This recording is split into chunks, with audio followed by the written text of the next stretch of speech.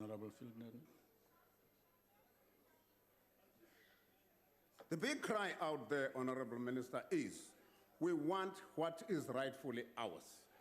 Can you hear that? If you can, what's your response?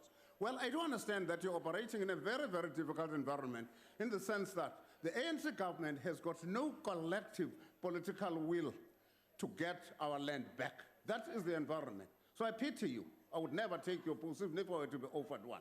Because of the environment in which you're operating, you need to speak to your colleagues and make sure that collectively you make sure that we get our land back. That is the loud cry out there. The land ownership still being a problem. There's Section 25(5) of the Constitution. That's the route to go. We will support you all the way if you go that route. Currently, there is hardly any secure tenureship by any people, by the majority of people in South Africa. Even the ESTA bill that is on the table now is not going to go anywhere near ownership of the land. Yes, they can be there.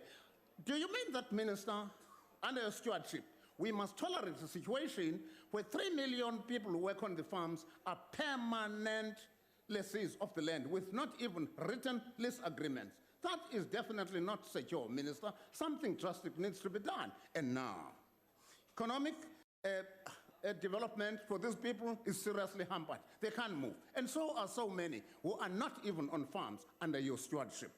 Perpetual poverty is increasing by the second. Today, over 5 million people who are landless will go to bed with hardly a bread, a slice of bread on their tables under your stewardship, and there's land. Limited space for livelihood is the order of the day. People have got very little land on which to make sure that they can make food for themselves as well as for their family under stewardship, Honorable Minister. Land management is still a problem. We do understand in the committee that those CPIs continue to be problematic, and we take our hat off to you when you admit that, on this kind of platform. But we're saying you have got a civil service that you should make sure that they correct this. But unfortunately, so many of them are so corrupt. You know that. UDM's suggested solution to the problem is simple.